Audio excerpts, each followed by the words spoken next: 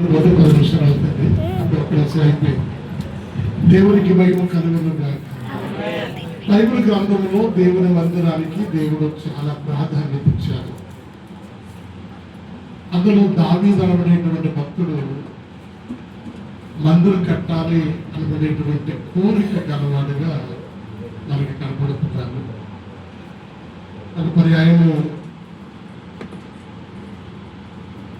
నాతాను ప్రవక్తతో చెప్తారు, దావీదు నాకు దేవుని మందిరం కట్టాలి, గుడారంలో మాంసముట్టుకోవడం నాకు ఇష్టం లేదు అన్నప్పుడు నాతాను మీ ఇష్టం, నీకు దేవుడు ఎలా ప్రేరేపిస్తారో తెలియాలంటే రాత్రి దేవుడు నాతాను ప్రవక్త అంటారు, నీ ఇష్టం అంటున్నారు.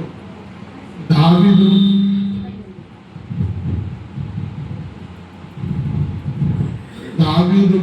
మందిరం కట్టడం నాకు ఇష్టం లేదు, దావీదు కుమారుడైన సొలొమోనుతో నేను మందిరం కట్టించుకుంటాను, నువ్వు ఎలా పడితే అలాగే దావీదు నువ్వు ప్రొసీడ్ అంటే ఎలా కుదురుతానని నాతాను ప్రవక్తను దేవుడు గద్దించినట్లుగా ఆ వచనాన్ని మనం చూడవచ్చు. అయితే మందిరం కట్టడానికి దావీదు అన్ని రకాల ఏర్పాట్లు చేశారు. సొలొమోనుతో చెప్పారు, నా కుమారుడా సొలొమోనా, నువ్వు కట్టబో ఆలయం మనుషులు కాదయ్యా, దేవునికి ఈ పని చాలా గొప్పదని మందిరం కోసం చాలా విషయాలు చెప్పి సొలొమోనును ధైర్యంగా ఉండు, పని జరిగించు, నువ్వు దేనికి అధైర్యపడద్దు, నేను చాలా ధనము, చాలా బంగారము, భూమీదకి రాళ్ళు, రాళ్ళు, వెండి అన్ని సిద్ధపరిచేశారు బంగారం కోసం అని దావీదు సిద్ధపరిచినంత సొలొమోనుకు చెప్పి మందిర పని జరిగించినట్లుగా చూస్తున్నాం. కరువు అంటాడు కీర్తనకారుడు 23వ అధ్యాయంలో కీర్తనలో 6వ వచనంలో, చిరకాలము నేను యెహోవా మందిరంలో నివాసం చేస్తాను. దావీదు తన జీవితంలో మందిరానికి చాలా ప్రాధాన్యత ఇచ్చారు. 122వ కీర్తనలో కూడా యెహోవా మందిరానికి వెళ్ళుదమని జరుడు నాకు అన్నప్పుడు నేను చాలా సంతోషించానన్నమాట. 48వ కీర్తనలో ఆయన ఆలయముందు ఆయన కృపను నేను ధ్యానం చేస్తానన్నమాట. మందిరం కోసం చాలా చాలా విషయాలు చెప్తారు కాదు. అలాగే ఇక్కడ కూర్చున్న దైవజనులు గారి, సేవకురాలు గారు, విశ్వాసులు గారు దావీదు మందిరానికి ఎంత విలువిచ్చారో మనం కూడా మందిరానికి విలువించదము కాక. అది వెడలకు ఉందా, పొడవు ఉందా, 120 పెట్టారా, వెడలకు 70 పెట్టారా, ఏసీ ఉందా, పెద్ద ఫ్యాన్లు ఉన్నాయా, ఎంతమంది వచ్చి కూర్చుంటున్నారు, ఎంత జనం వచ్చారు అంటే 2 లక్షల మంది వచ్చిన విశ్వాసులకైనా సేవకుడు సమాధానం చెప్పాలి, 20 మంది వచ్చిన సేవకుడు సమాధానం చెప్పాలి. దేవునికి అర్థమైంది. స్వాతంత్రం చెప్పండి. మా మందిరం పెద్దది, మాది చాలా పెద్ద సంఘము. నేను ఎవరిని విమర్శించడానికి మాట్లాడలేదు, సందర్భంగా చెప్తున్నాను. నేను బాగా బలంగా వాడబడుతున్నామని ఎంతమంది ఎన్ని రకాలుగా చెప్పుకున్నా లెక్క గొప్ప చెప్పవలసిన వారు మన ఆత్మలను మీరు దేవుని ఆలయమై ఉన్నారని, దేవుని ఆత్మలో నివసించుతున్నారని మీరు ఎరుగురు అంటే మందిరానికి వచ్చిన ప్రతి ఒక్కరూ కదిలే ఆలయాలు.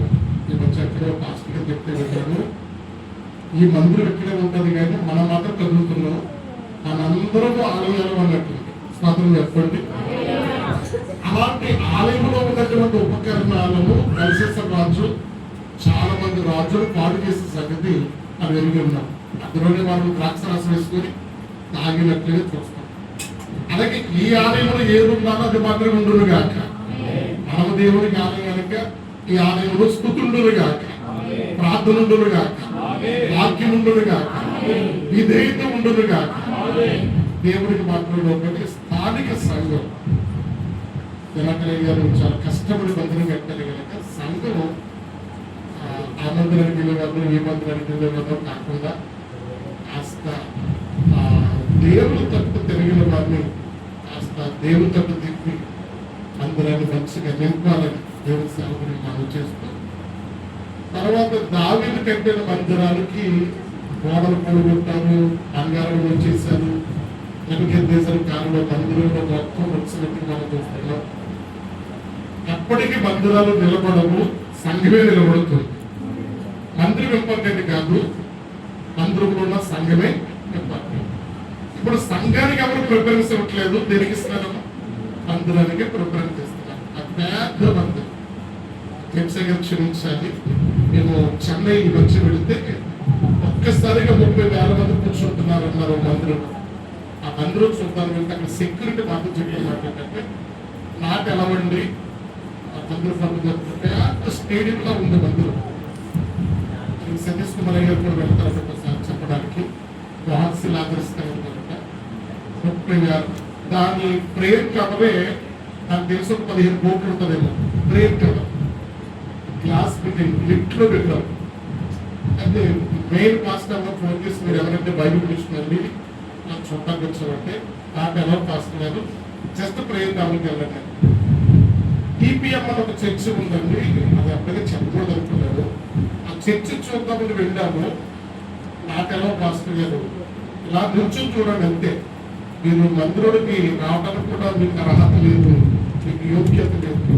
సుమారు 15 మంది బస్సు వేసుకుని వెళ్తే టీపీఎం అనబడి చర్చి మీద లింగిలు కట్టుకుని సాగుతున్న మనం ఎలా చేయాలి. అప్పుడు మనసులో ప్రభు చాలా బాధపడ్డారు. ఈయన కట్టుకున్న మందిరానికి తడబడి చేస్తుంటే ఆయన గంటల పరలోకానికి వెళ్ళడానికి మనం ఎలా చేస్తుంటాలి. మందిరుడు వీళ్ళ గంటలు కట్టడం రావట్లేదు, వాళ్ళు అక్కడ సెక్యూరిటీ పెట్టి.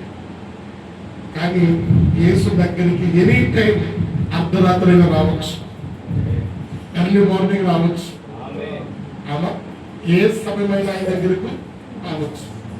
అందుకే ఆయన కలుసుకునే స్థలమే మందిరం. ఆయనతో కలుసుకుందాం, ఆయనలో ఏకీభవిందాం, ఆయనలో బలపడదాం, ఆయన కోసమే చెప్దాం. సంఘంలో స్థిరంగా ఉండండి, శ్వాసలుగా బలపడండి. అందులో వార్షికోత్సవ దీవెనలు కుటుంబానికి కలుగులుగా